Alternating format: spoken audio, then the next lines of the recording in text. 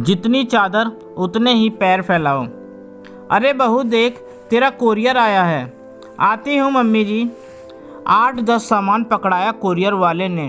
पूरी 20,000 की खरीदारी की थी रिया ने।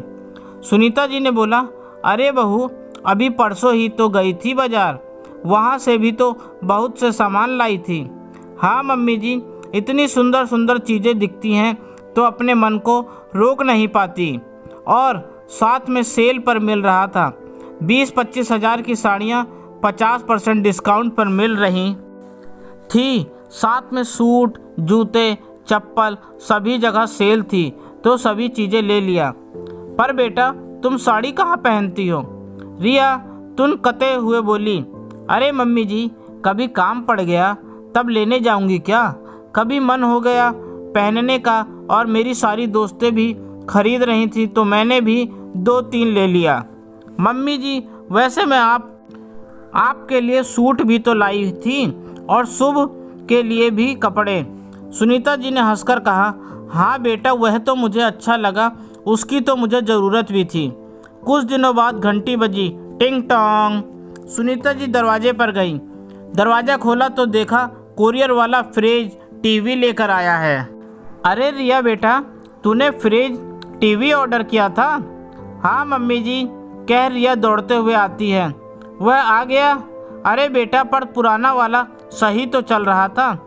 मम्मी जी आजकल लेटेस्ट टेक्नोलॉजी का नया फ्रिज व टीवी आ गए हैं, मैंने सोचा वही ले लेती हूँ, इसलिए मैंने उसे ऑर्डर कर दिया। पर इस पुराने का क्या होगा बेटा? अरे मम्मी जी इतनी चिंता क्यों करती हैं, इसको OLX पर बेच देंगे। गहरी सांस लेते हुए सुनीता जी बोली, हाँ पर बेटा अभी 2-4 साल पहले ही तो लिया था और फिर इतने पैसे थोड़ी ना मिलेंगे पुरानी चीज़ के। मम्मी जी सब लोग लेते हैं, कहकर रिया ने बात टाल दी। पर बेटा तू पैसा थोड़ा संभाल के खर्चा किया कर, इतना खर्चा अच्छी बात नहीं है। कुछ पैसे जोड़ कर चला करो, कल किसने देखा है कब क्या ज़रूरत पड़ जाए। और वैसे भी घर में सामान रखने की जगह नहीं रहती, सुनीता जी समझाते हुए बोली। मम्मी जी ये पुराने सामान मैं बेच दूंगी OLX पर, या तो काम वाली को दे दूंगी, कहकर रिया मुस्कुरा दी। सुनीता जी का एक ही बेटा राहुल और बहू रिया है।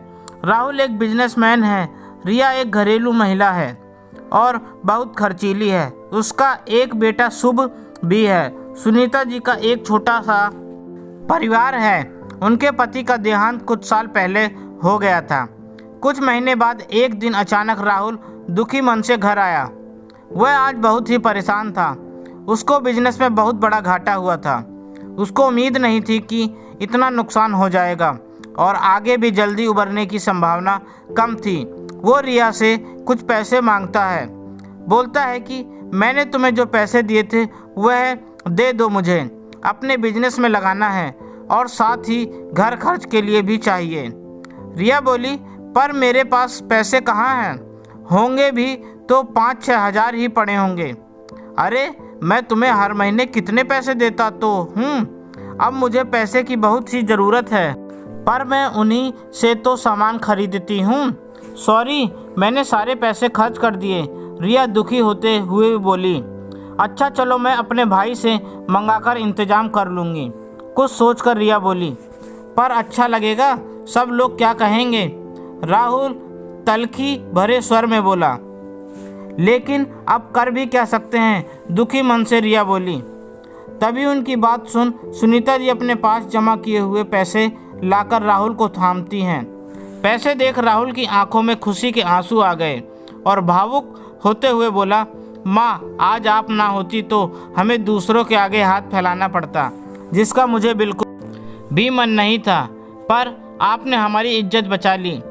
रिया भी रुआसे स्वर में बोली, मम्मी जी मैंने भी गलती की, आप हमेशा मुझे खुले हाथ से खर्चा करने पर समझाती थीं, पर मैंने कभी आपकी बातों को गहराई से नहीं लिया। आप जब भी मुझे कहती आपकी बातें मुझे हमेशा ख़राब लगती थीं, पर अब समझ में आया कि आप क्यों कहती थी। आज रिया को अपनी गलती का पछतावा था। सुनीता जी रिया के आंसू पोंछते हुए बोली, बेटा जितनी बड़ी चादर हो उतने ही पैर फैलाने चाहिए। रिया, तुम खर्चीली तो बहुत हो, पर यह अच्छा ही है कि तुम अपनी गलती से सीख भी लेती हो। चलो अच्छा है, ज़िंदगी में ऐसे उतार चढ़ाव आते हैं तो आदमी मैच्योर होता है और अपनी गलती से सीख लेता है। अब आगे से हमेशा भविष्य की चिंता करते हुए कुछ पैसे जोड़ कर चलना और इस समय इन पैसों से अपना खर्चा चलाओ। दोनों बच्चों की ज़िंदगी में आए दुख में अपनी भागीदारी देकर सुनीता जी ने अपनी परिपक्वता को साबित किया और अपनी समझदारी से बच्चों के जीवन में आए मुसीबत के समय उनका सहारा बनी। दोस्तों, आपको मेरी यह कहानी कैसी लगी? यदि पसंद आई हो तो लाइक करिएगा और मुझे सब्सक्राइब करना ना भूलें। आपका अपना दोस्त, धन्यवाद।